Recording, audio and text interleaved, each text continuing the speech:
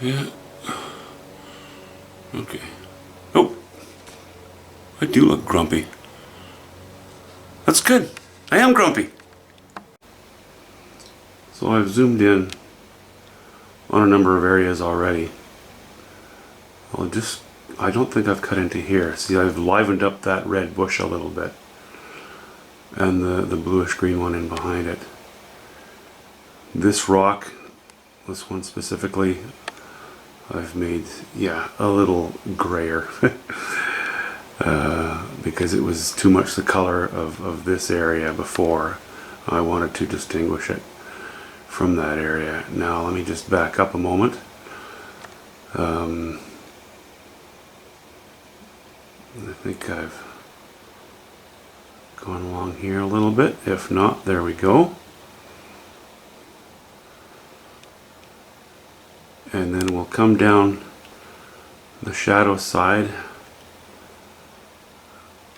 of these rocks and then onto this bit of bedrock that's sticking out of the water off the edge of the painting.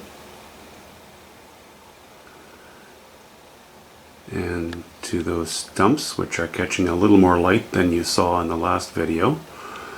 And to this bush, which I splashed a little bit of light onto as well. Mostly because I wanted some light going up and to the left. It's very plausible, naturally, and I felt that it helped the design. Okay, I'm going to mount the camera on the tripod and we'll go through colors.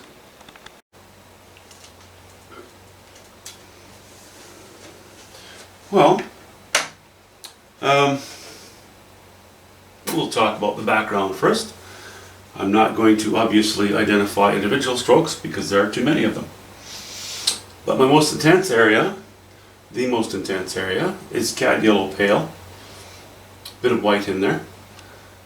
As we get redder, I'm adding alizarin crimson and a little bit of yellow ochre, just to not make it too intensely orange. So you see that as we work our way out. Then I'm shying away from the Cad Yellow Pale and the alizarin crimson and adding hints of ultramarine blue and burnt sienna. That is pretty much the palette that I've used in the background. Now, of course, I add white. I add white to every stroke of finishing paint, of the finished painting that's on there. So I won't even talk about white anymore. Titanium white. Let's come a little actually, let's just talk about the trunks now.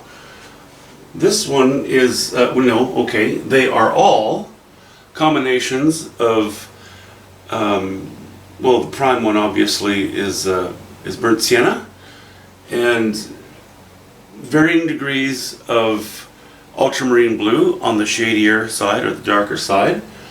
I've added a hint of alizarin crimson in the higher chroma area, so it's alizarin crimson, burnt sienna, and white obviously, in some of these spots. Just a very small amount, just to try to get that, kick that burnt sienna up a notch.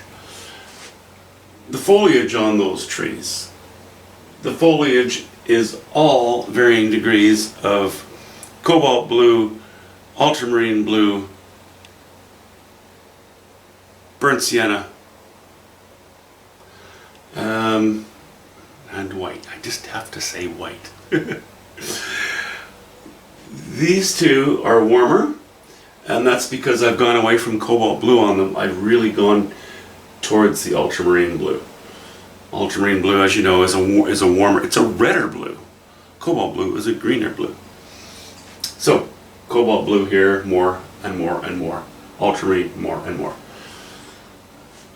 Here we have Cad red, medium, and cobalt blue. Here we have Cad red, medium, a hint of cobalt blue, and yellow ochre. Again, warming it up with that yellow ochre, but not making it too intense. I did not want this to get intense. This little bit of land, rock in the distance, that's pretty much raw umber, cobalt blue, and a bit of yellow ochre. And a little bit of alizarin crimson. This is raw umber and yellow ochre, varying degrees of white. These rocks and these ones, and here, that is ultramarine blue, raw umber, varying degrees of white. I guess I have to say white, I'm sorry. So, this bit here is raw umber, alizarin crimson, yellow ochre, and cobalt blue. Kept it toned down, not too important.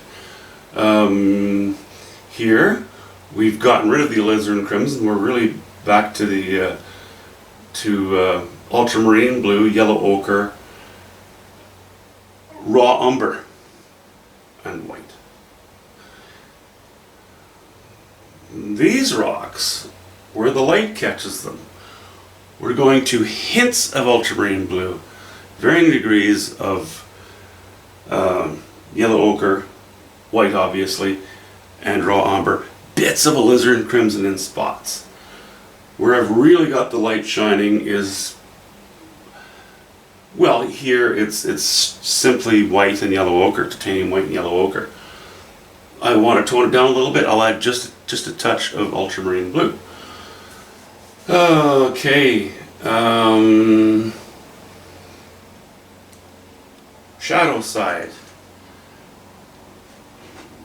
We're going ultramarine blue, raw umber, bits of alizarin crimson now and then to lean towards purple, but not make it a strong purple. Shadow side here is almost entirely raw umber, varying degrees of white. You know, this little bit here, the odd little stroke, I have ultramarine blue. This rock, this is ultramarine blue and raw umber. Very little white. Here I have a touch of alizarin crimson, ultramarine blue, raw umber, but I stayed a little bluer. See, I've gone warm here. The light catching the top of this rock is really reflected from this area. There's no direct light on it. These stumps as well, you know, they have the same colors. These stumps have the same colors as this trunk does, but in enough, with variance of degrees to keep them toned down and cooled down. Where are we? Okay, we're back to the water here. Yellow ochre, raw umber, and white. We get into here. We're back to ultramarine blue, yellow ochre. We're going pretty heavy on the ultramarine blue on the lower left here. Want to keep it subdued, so I subdued it with a hint of raw umber and just a touch of burnt sienna. And then I've put in a little bit of ultramarine blue and alizarin crimson and white. Just a little bit, you know, just some shots of purple here and there to break things up. You know, here we have pretty much raw umber and white. The highlights, we get back to yellow ochre. Yellow ochre and white. I wanted this water not to be too important, but certain areas I wanted to pick up the general feel of the ambient light, maybe a hint of reflection. As you can see, you know, this light is being picked up by a ripple here, that sort of thing. I think that's it. If you have any questions about it, just feel free to leave them in the comments. I promised Laura, one of my viewers, a video on my easel. So, you know, I'm not going to measure everything. I'm just going to sort of show you the general appearance, the workings of it, and give you a couple of rough measurements as to how the thing works. It's something my dad built for me years ago. Anyway, the next video will be on the easel. Thanks for coming along with me on this painting. Thanks for watching. We'll talk to you next time.